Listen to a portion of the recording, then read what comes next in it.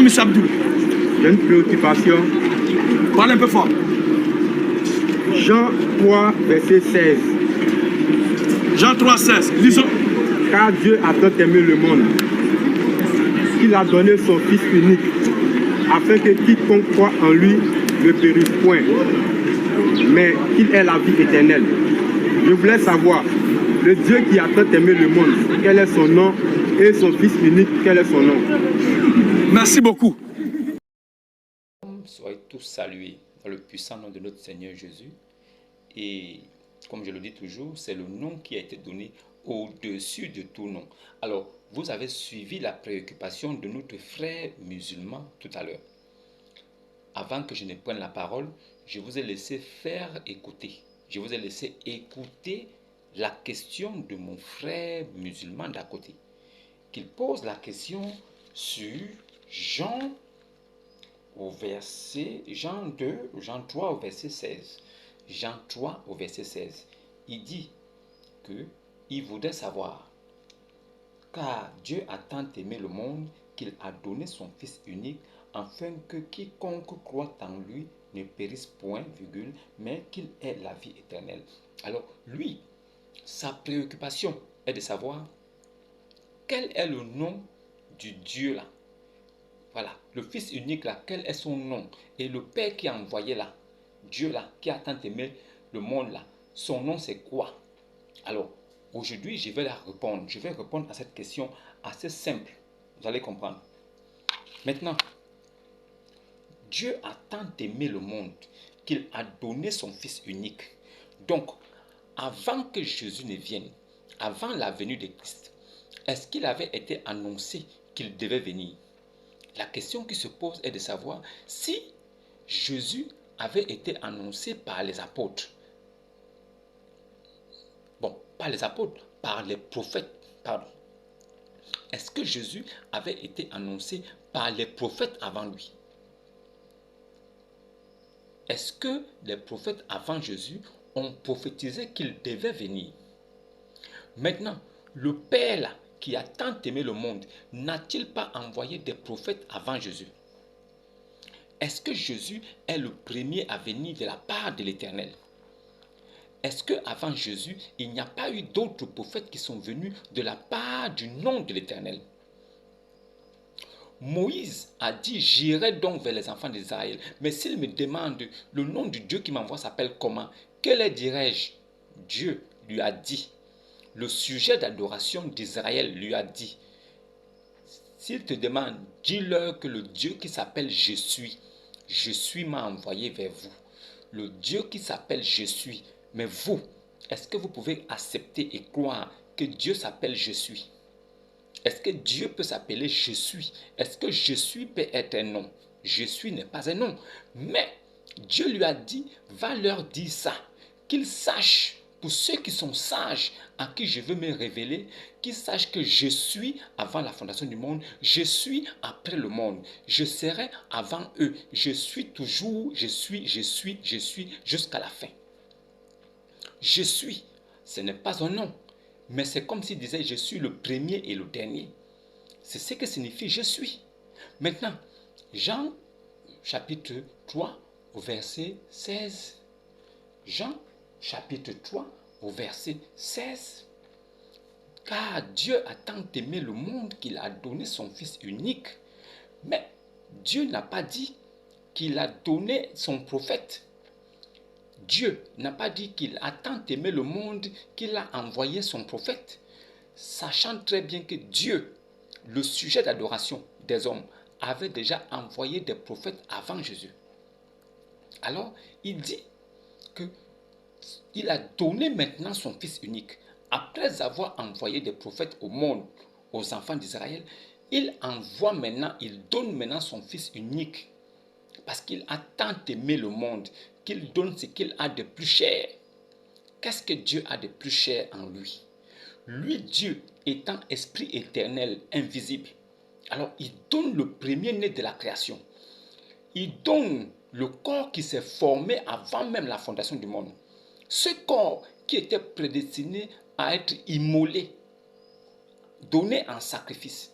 Ce Dieu-là, qui donne son fils unique là. Pourquoi Jésus est appelé fils unique? Mon frère musulman qui a posé la question, il prend ce verset pour légitimer le fait que Jésus ne soit pas Dieu. Mais il dit dans ce verset que Jésus est fils de Dieu. Est-ce qu'il peut reconnaître d'abord au préalable que Jésus là soit fils de Dieu? Est-ce qu'il accepte que Jésus soit fils de Dieu? Est-ce que l'islam accepte que Dieu ait un fils? Est-ce que Ibn Abi Kabsha, le prophète de l'abomination de la désolation, est-ce que lui, il est appelé fils de Ibn La? Est-ce que Ibn Abi Kabsha est appelé le fils de Ibn La? Pourquoi, même dans le Coran, Allah prend Jésus de façon particulière, jusqu'à dire qu'il est son souffle, il est l'esprit de Allah, il est la parole de Allah, il est Kalamatullah. Même le Coran reconnaît que Jésus est particulier. Il n'est pas prophète comme les autres. Il est le prophète. Mais dans les Saintes Écritures qui sont la Bible, nous voyons clairement que Jésus est appelé fils de Dieu. S'il est appelé fils de Dieu, nous les chrétiens, cela ne nous scandalise pas, parce que nous savons qu'il est réellement fils de Dieu. Maintenant, ceux qui sont de la religion opposée, qui mettent en doute le fait que Jésus soit Dieu, mais qui veulent nous imposer que la Bible a dit qu'il est fils de Dieu, mais est-ce qu'ils ont la révélation de ce que signifie fils de Dieu? Sais-tu ce que signifie fils de Dieu? Le Père qui a envoyé Jésus là, le Père qui a tant aimé le monde et qui a donné son fils unique Jésus là, est-ce que lui là, tu le connais? As-tu déjà vu ce Père? As-tu déjà vu le Père de Jésus? Tu poses la question à savoir quel est le nom de cet homme, le nom de Dieu qui a envoyé Jésus, le nom du Dieu qui a tant aimé le monde et qui a donné son Fils unique, afin que quiconque croise en lui ne périsse point, mais qu'elle ait la vie éternelle. Pourquoi le Père là n'a pas dit que celui qui ne croit pas en moi seulement périra? Pourquoi il dit qu'il envoie son Fils unique et que quiconque croit en son Fils là ne périra pas, mais aura la vie éternelle? Pourquoi c'est le Fils qui doit donner la vie éternelle alors que le Père l'a envoyé? C'est le Père qu'il faut croire, et seulement le Père. Comme dans la religion opposée, il faut croire seulement en Allah. Il faut croire en Allah. C'est Muhammad ibn Abi Kabsha qui avait dit qu'il faut croire en Allah et en lui. Comme le Père a dit qu'il faut croire au Fils, et celui qui croit au Fils croit au Père. Juste une tricherie. Il avait triché cette façon de voir les choses pour s'en accaparer. Mais la preuve, c'est que lui, il n'était pas divin. Ibn Abi Kabsha est mort, il n'est pas ressuscité. Cela prouve que c'était un faussaire. Mais en ce qui concerne le Fils unique de Dieu, il est mort, il est ressuscité des morts. Il a été élevé au ciel. Cela prouve que lui, il est vrai et il est le véritable. Alors, tu veux savoir quel est le nom du Fils et le nom du Père? Jésus a reçu le nom de son Père. Il a fait connaître le nom de son Père aux enfants que son Père lui a donnés. Mais Jésus là, si tu ne crois pas en lui, tu ne peux être sauvé.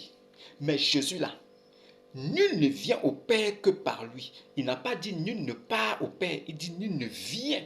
Ça veut dire que là où il est positionné, quand tu vois Jésus, le Père est aussi là. C'est pour ça qu'il pouvait dire que nul ne vient au Père que par moi. Celui qui m'a vu a vu le Père. Le Père invisible qui est caché des hommes se rend visible par l'entremise de Jésus. C'est Jésus qui rend visible le côté invisible du Père éternel jamais vu des hommes. Mais Jésus là, il révèle sa nature aux hommes, mais la nature humaine physique qu'il révèle. Mais la nature spirituelle, esprit, ne peut être vue par des hommes. Voilà pourquoi Jésus, il était le tabernacle de l'Éternel sur la terre. Jésus là, il était la représentation parfaite du Dieu invisible que les hommes n'ont jamais vu. Mais que les hommes ont vu physiquement, mais n'ont jamais vu spirituellement, ni esprit. Aucun homme ne peut voir un esprit. Mais Jésus là, il est la représentation physique de l'esprit qui était invisible. Jésus là, son nom, il l'a hérité de son Père. Si tu connais le nom de Jésus, tu connais aussi le nom de son Père. C'est une question à 2 balles. C'est une question d'une personne que Dieu a mis dans une puissance d'égarement. Une question comme celle-là mérite 0 sur 20. En cette question, vous remarquez que ce gars ne peut pas être sauvé. Il est carrément condamné. Voilà un démon sorti de l'enfer qu'après son séjour sur la terre, il repartira tranquillement en enfer. Pourquoi? Parce qu'il n'a pas compris que le Fils a hérité du nom le plus excellent de la terre. Jésus là, il a reçu le nom au-dessus de tous les noms qui peuvent exister sur la terre. Et si ce nom-là est au-dessus de tous les noms, cela signifie que ce nom-là est sorti de Dieu. C'est le nom de Dieu que le Fils porte.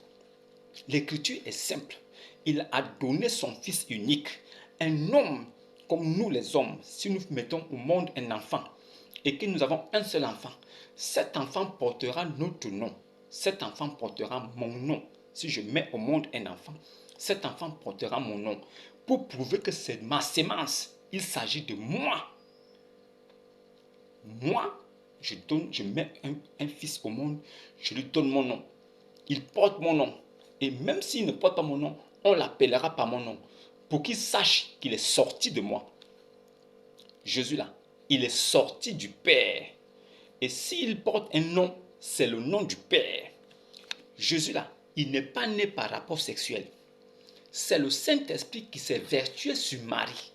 Si le Saint-Esprit s'est vertué sur Marie, et Marie est tombée enceinte, sans qu'un homme l'ait connu, l'enfant qu'elle porte là, vient d'où? Vous avez déjà vu un chien qui peut donner au monde un chat? Ou un homme qui met au monde un serpent? Les hommes se reproduisent par les natures. Des hommes mettent au monde des hommes. Des chiens mettent des chiens. Des lions mettent des lions. C'est comme ça la nature. Chaque espèce se reproduit par sa nature. Chaque espèce se perpétue par sa propre nature. Un homme met au monde un autre homme. Si Dieu dit que Jésus-Christ est son Fils unique et qu'il n'appelle pas les autres prophètes qui sont venus avant lui Fils unique comme Jésus, cela signifie que les autres prophètes qui sont venus là étaient des hommes, des créatures de Dieu. Mais Jésus, lui, il est appelé Fils de Dieu parce qu'il est sorti du Père. Et en ce moment-là, il a la nature du Père. Si le Père est Dieu, il est Dieu. Si le Père est Esprit, il est Esprit. Si le Père est Saint-Esprit, il est Saint-Esprit. Voilà pourquoi on dit le Saint-Enfant qui naîtra de toi. Donc le Saint-Enfant qui naîtra de Marie, avant même qu'il ne naisse, il est déjà saint. Pendant qu'il va vivre, il est déjà saint avant sa vie. Avant sa vie physique sur la terre, il est déjà saint. Il vit sans péché. Il est mort sans péché. C'est qui? Qui peut vivre sur la terre des hommes sans péché? Si ce n'est Dieu lui-même. Qui est appelé saint, saint, saint, 3 fois saint? C'est Dieu. Alors, si la Bible dit que le Saint-Enfant c'est Jésus, Jésus est l'Esprit Saint. Jésus là, il est l'Esprit Saint. Son nom là, c'est Jésus. Le nom de son Père là, c'est Jésus aussi. Alors, je vais appuyer cela par un verset, un seul verset, pour que vous compreniez simplement que Jésus là, s'il est sorti du Père, cela signifie que c'est le Père qui s'est envoyé lui-même. Le Père s'est envoyé lui-même. Nous savons bien que Dieu est esprit. Un esprit là ne fait pas d'enfant. Un esprit là ne peut pas avoir de fils. Alors, si Dieu, qui est esprit éternel, décide de venir sur la terre, voir sa création, est-ce qu'il viendra comme un esprit pour qu'il ne soit pas vu? Ou bien viendra-t-il comme un corps physiquement pour que les hommes sachent qu'il est là? Alors, il se dépouille de sa gloire parce qu'étant esprit, Dieu éternel, il est tout puissant, tout feu, tout flamme. Aucun homme ne peut le voir et vivre. Alors, il décide de s'enlever toutes ces... C'est-à-dire, il enlève ses grades, tout ce qui fait de lui le Dieu Tout-Puissant. Il s'est dépouillé lui-même, se rendant semblable à un serviteur. Ni beauté ni éclat pour attirer les regards, mais il s'est lui-même humilié en prenant la forme d'un serviteur. Il est venu comme un homme simple, sans signe pour même attirer même la convoitise. Dieu là, il a dit qu'il devait venir. Il a dit qu'il devait habiter au milieu de son peuple. Il a dit que voilà les signes que je devais accomplir au milieu de mon peuple. Il est venu, il a accompli ces signes.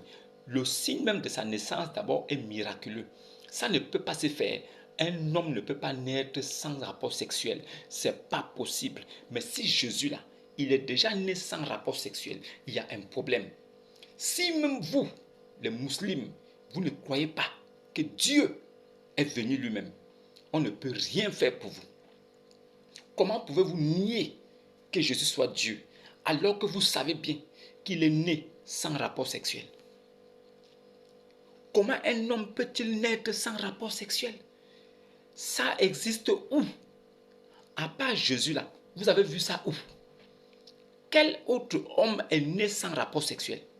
Qui? Qui peut se réclamer d'être divin ou Dieu si tu n'es pas né de rapport sexuel? Si tu es né sans rapport sexuel, tu es Dieu. Oui. Mais il n'y a qu'un seul qui est né sans rapport sexuel. C'est Jésus-Christ. Pourquoi il ne peut pas être Dieu? Et pourquoi Dieu, invisible, qu'aucun homme n'a jamais vu, peut l'appeler fils unique? Pourquoi Dieu n'a pas appelé les prophètes aussi mes enfants ou mes fils? Pourquoi les prophètes ne sont pas appelés fils de Dieu? Mais pourquoi c'est seulement Jésus-Christ qui est appelé fils unique de Dieu? Cela signifie quoi? Que l'Esprit éternel invisible a décidé de se rendre visible et de venir sauver son peuple. C'est ce qu'il a fait. Aussi simple que ça. Voilà pourquoi il a appelé fils de Dieu. L'Esprit éternel dans un corps d'homme. C'est ce que signifie fils. Fils de Dieu, c'est ça. Fils de Dieu là, c'est l'Esprit de Dieu là, Christ, le Messie là, dans un corps d'homme. C'est ça qui est fils de Dieu. Vous ne comprenez pas ça? Alors, le Fils porte le nom de son Père. C'est le Père qui a donné son nom au Fils.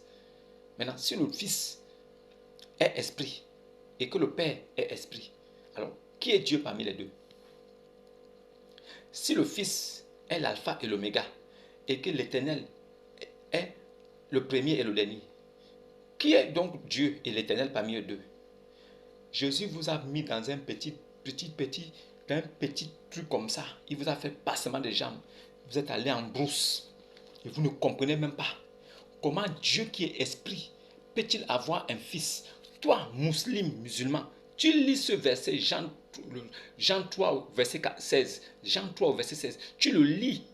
Que Dieu dit qu'il a donné son fils unique. Et tu le lis quand même. Est-ce que tu reconnais que Dieu a un fils? Si tu reconnais que Dieu a un fils, tu n'es plus musulman. Tu n'es plus jamais musulman. Aucun vrai musulman sur la terre ne peut reconnaître que Dieu a un fils. Parce qu'Allah lui-même dit qu'il n'a jamais engendré. Donc si toi, tu prends un verset biblique, Jean chapitre 3 au verset 16, qui dit que Dieu a un fils, que Dieu a tant aimé le monde qu'il a donné son fils unique. Si tu reconnais ça, tu n'es plus musulman. Tu n'es plus musulman. Tu es un trompeur. Tu trompes, tu es un apostate. Tes frères musulmans doivent te taper, te lapider. Ils doivent te frapper là-bas. Après la vidéo que tu as fait là, tu dois bien être frappé par ton imam au quartier là-bas. Bien. On doit te chicoter. Parce que tu as dévié. Tu ne peux pas dire que Dieu a un fils.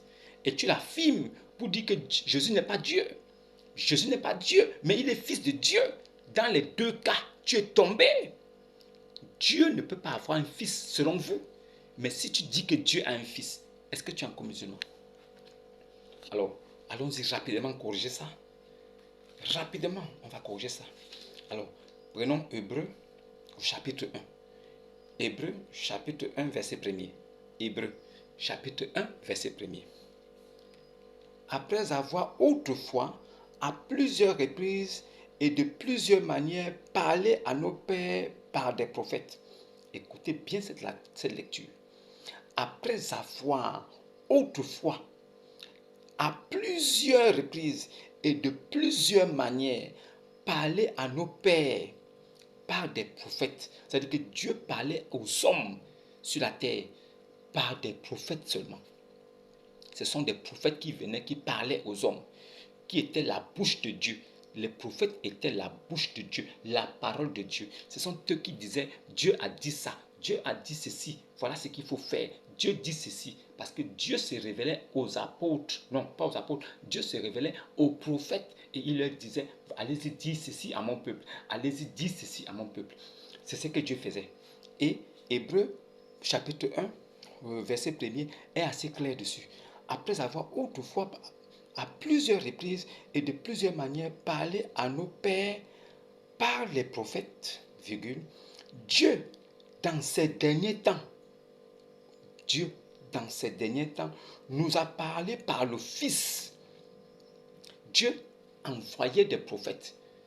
Ça, c'est ce qu'on appelle dans l'ancienne alliance, dans l'Ancien Testament, qui concerne la loi mosaïque. Dieu envoyait toujours des prophètes.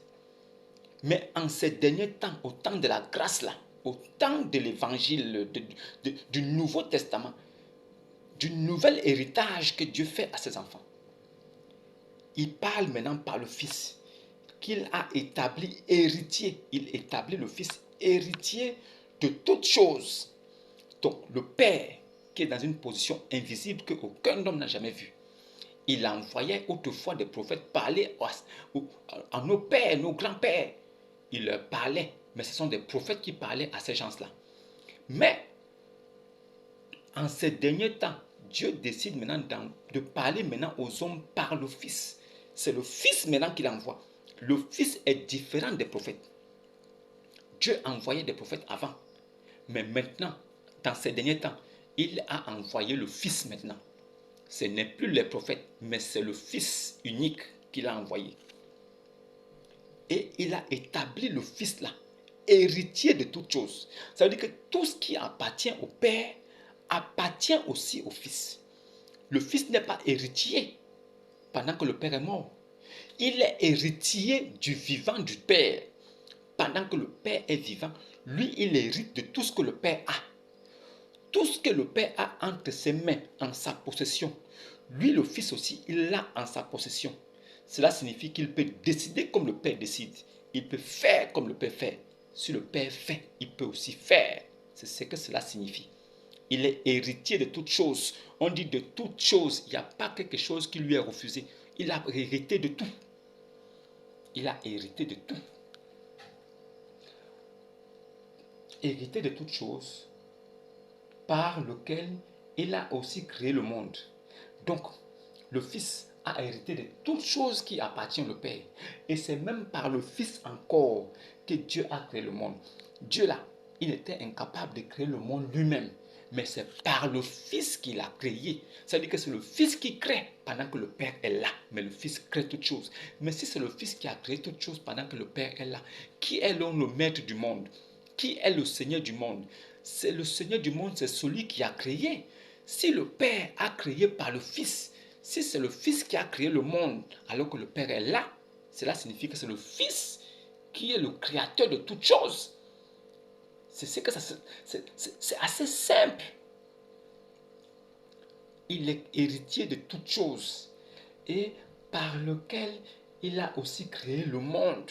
C'est le Fils qui a créé le monde. Et qui étant le reflet de sa gloire, qui étant le reflet de sa gloire et l'empreinte de sa personne. Waouh! Donc le Fils là, il est le reflet de la gloire que vous les hommes, vous n'avez jamais vu. Il est le reflet de la gloire de Dieu. Ce qu'aucun homme n'a jamais vu là. Le Fils là, il est le reflet là. Si tu as vu le Fils, tu as vu le reflet de la gloire de Dieu. Si tu as vu Jésus, tu as vu le reflet de la gloire de Dieu.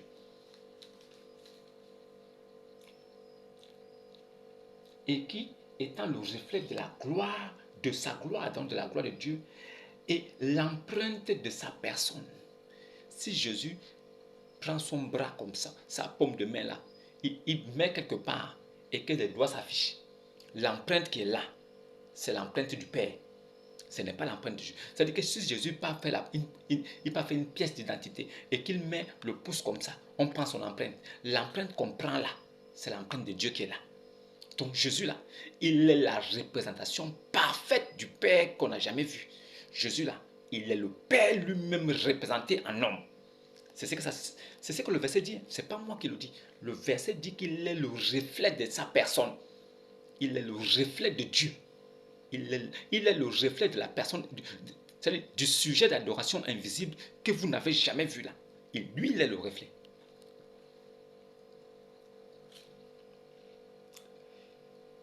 Et qui, étant le reflet de la gloire et l'empreinte de sa personne, et soutenant toutes choses par sa parole puissante. C'est Jésus qui soutient toutes choses par sa parole puissante. Waouh! Et fait la purification des péchés. Et c'est Jésus-là qui pardonne aussi les péchés. Ce n'est même pas le Père, c'est Jésus qui pardonne les péchés et fait la purification des péchés. Et c'est assis à la droite de la majesté divine. Il est assis à la droite de la majesté divine. Dans les lieux très hauts, Jésus là, il est assis. Il est assis à la droite de la majesté divine. Il est assis. Si ce n'est pas Dieu qui est là-bas, c'est qui? Vous ne voyez pas la majesté divine. Personne ne voit la majesté divine. Mais on voit Jésus qui est assis là-bas. Il est qui? Vous êtes perdu quoi. La purification des péchés. Et c'est assis à la droite de la majesté divine. Dans les lieux très hauts. Devenu d'autant supérieur aux anges. Jésus, il est devenu d'autant supérieur aux anges qu'il a hérité d'un nom plus excellent que le leur. Jésus là, il a hérité d'un nom plus excellent que celui des anges. Quel est le nom le plus excellent de la terre? C'est le nom de Dieu. C'est Dieu qui a le nom le plus excellent de la terre. Mais Jésus là, il a hérité de ce nom-là aussi.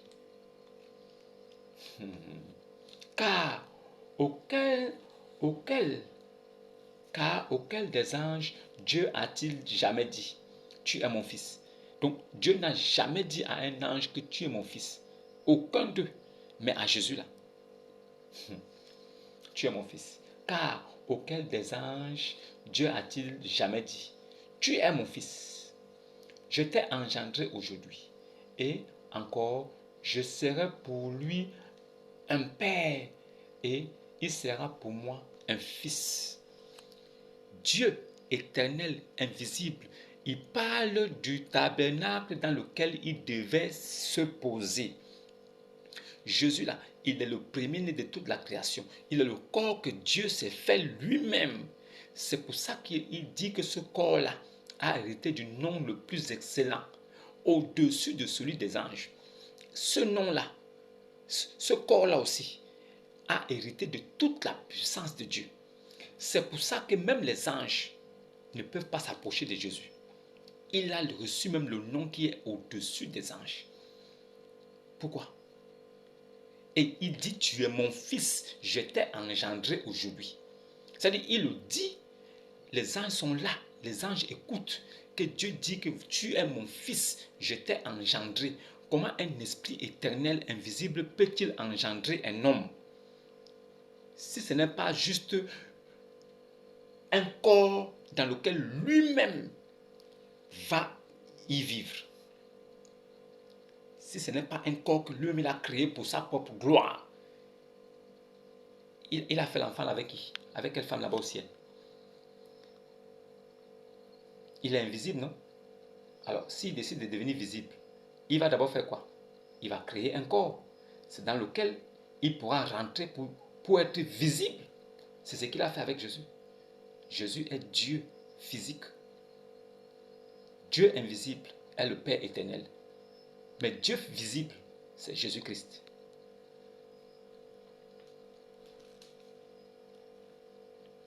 Et encore, je serai pour lui un père et il sera pour moi un fils. Et lorsqu'il introduit de nouveau dans le monde le premier-né, donc Dieu introduit de nouveau dans le monde le premier-né. Mais de nouveau, ça veut dire qu'il a déjà introduit le premier-né une fois. Il avait déjà introduit le premier-né une fois. Mais il introduit de nouveau. La Bible est merveilleuse. Et lorsqu'il introduit de nouveau dans le monde le premier-né, il dit, Dieu dit que tous les anges de Dieu l'adorent. Dieu dit que tous les anges de Dieu l'adorent. Donc Dieu là, il est là. Il dit aux anges que tous les anges de Dieu adorent Jésus là, le corps qui est Jésus là, adorez ça. C'est Dieu qui dit aux anges que tous les anges de Dieu adorent le corps qui est là. C'est Dieu qui dit ça. Oui. Il a donné un commandement aux anges qui adorez-moi le corps que j'ai fabriqué là. Adorez ça. De plus, il dit des anges, celui qui fait de ses anges des vents et de ses serviteurs une flamme de feu. Mais il a dit au Fils, ton trône, ô Dieu, est éternel. Jésus n'est pas Dieu, Jésus n'est pas Dieu, Jésus n'est pas Dieu. Mais le nom de Jésus c'est qui? Le nom de Dieu c'est qui? Mais c'est Dieu qui dit au Fils que Dieu, oh Dieu, ton trône est éternel. C'est Dieu qui parle au corps physique, au premier-né de la création, qui est le corps de Christ, physique, visible. Il dit. De plus, il dit des anges, celui qui fait de ses anges des vents et de ses serviteurs une flamme de feu. Mais il dit au Fils, c'est-à-dire il parle aux anges de façon comme ça, en l'air. Mais quand ils arrivent maintenant au niveau du Fils, il dit au Fils, ton trône, ô Dieu, est éternel. Le spectre de ton règne est un spectre d'équité. Tu as aimé la justice et tu as haï l'iniquité. C'est pourquoi, ô Dieu, ton Dieu t'a oint d'une huile de joie au-dessus de tes égaux. Et encore, toi, Seigneur, tu as au commencement fondé la terre. Donc Dieu parle maintenant au Fils. Il est en train de donner, c'est-à-dire il est en train de faire la talakou au Fils. Il fait la talakou du Fils. Il est en train de faire les éloges du Fils. Il dit, Dieu qui est Dieu éternel, qui est le Père éternel, qui est invisible. Il dit au Fils que ton trône est éternel. Il dit encore que, oh Dieu, tu as autrefois créé la terre. C'est-à-dire que tu as fondé la terre. C'est Dieu qui dit ça au Fils, que c'est le Fils qui a fondé la terre, c'est le Fils qui a fait toutes choses. Dieu parle, Dieu donne les éloges du Fils, du corps physique qui est Jésus. C'est Dieu qui fait les éloges du corps physique qui est Jésus. Quand tu demandes à savoir le nom de Dieu c'est qui, et le nom du Père là c'est qui, le nom de Jésus c'est qui, mais Jésus porte le nom de son Père. Si tu connais que Jésus là, le Fils s'appelle Jésus là, si toi tu connais que le Fils s'appelle Jésus, mais le Père s'appelle aussi Jésus, c'est ce que le verset dit. Vas-y regarder, Hébreux chapitre 1, verset 1er. Tu le lis tranquillement, tu vas comprendre. Dieu là, c'est Dieu, hein? Et Dieu dit encore, toi Seigneur, tu as au commencement fondé la terre, et les cieux sont l'ouvrage de tes mains. Et les cieux sont l'ouvrage de tes mains. Toi le Fils là, c'est toi le Fils qui fait tout ça. L'ouvrage de tes mains. Ils périront, mais tu subsistes. Ils vieilliront tous comme un vêtement. Tu les rouleras comme un manteau et ils seront changés. Mais toi, tu restes le même et tes années ne finiront point. Et auquel des anges a-t-il jamais dit, assieds-toi à ma droite, jusqu'à ce que je fasse de tes ennemis ton marchepied. Ne sont-ils pas tous des esprits au service de Dieu, envoyés pour exercer un ministère en faveur de ceux qui doivent hériter du salut? C'est pourquoi nous devons d'autant plus nous attacher aux choses que nous avons entendues, de peur que nous ne soyons emportés loin d'elle. Car si la parole annoncée par des anges a eu son effet, et si toute transgression et toute désobéissance a reçu une juste rétribution, comment échapperons-nous en négligeant un si grand salut qui, annoncé d'abord par le Seigneur, nous a été confirmé par ceux qui l'ont entendu. Dieu, appuyant leur témoignage par des signes, des prodiges et divers miracles, et par les dons du Saint-Esprit distribués selon sa volonté. En effet, ce n'est pas à des anges que Dieu a soumis le monde à venir, dont nous parlons. Or, quelqu'un a rendu quelque part ce témoignage. Qu'est-ce que l'homme pour que tu te souviennes de lui, ou le Fils de l'homme pour que tu prennes soin de lui? Tu l'as abaissé pour un peu de temps au-dessous des anges. Tu l'as couronné de gloire et d'honneur. Tu as mis toutes choses sous ses pieds. En effet, en lui soumettant toutes choses, Dieu n'a rien laissé qui ne lui fût soumis. Cependant, nous ne voyons pas encore maintenant que toutes choses lui soient soumises. Tu veux savoir quel est le nom de Dieu? Dieu a tant aimé le monde, car Dieu a tant aimé le monde là. Tu veux savoir son nom? Tu veux savoir? Car Dieu a tant aimé le monde qu'il a donné son Fils unique, afin que quiconque croit en lui ne périsse point, mais qu'il ait la vie éternelle. Dieu là, il a donné son Fils unique. Son Fils unique là, il n'est pas un prophète. Si Dieu avait envoyé Jésus comme prophète, il aurait dit, car Dieu a tant aimé le monde qu'il a envoyé son dernier prophète Jésus, afin que quiconque croit en lui. C'est ce qu'il aurait dit. Mais il dit, car Dieu a tant aimé le monde qu'il a donné son Fils unique. Il met unique pour préciser qu'il n'y a pas deux. Le Fils qui a été donné là, c'est l'unique, c'est le seul. Il n'est pas comme les prophètes. Les prophètes là sont nombreux, mais ce ne sont pas des fils de Dieu. Mais Jésus là, il est sorti du Père. C'est pourquoi il est appelé Fils de Dieu. Il est venu sur la terre. Aucun prophète n'est né par la vertu du Saint-Esprit. Mais Jésus seul dans le monde. Depuis que le monde est monde jusqu'à aujourd'hui, il n'y a aucun homme sur la terre qui est né par la vertu du Saint-Esprit comme Jésus. Aucun. Même Ibn Abi Kabsha, on connaît son père, c'est Abdallah. On connaît le père de Ibn Abi Kabsha, c'est Abdallah. Mais le père de Jésus là, c'est le Saint-Esprit. Alors, ta question a été répondue. Si tu crois que tu as autre chose à ajouter, alors tu es perdu. La puissance de d'égarement agit encore en toi. Et tu n'es pas seul. Tes frères aussi sont dans le même bateau. Vraiment, courage. Restez dans ça. C'est moi-même qui vous dis. Parce que j'ai compris une chose. Dans la parole de Dieu là, tout le monde ne peut pas être sauvé. Jamais. C'est pour ça que l'enfer a été créé.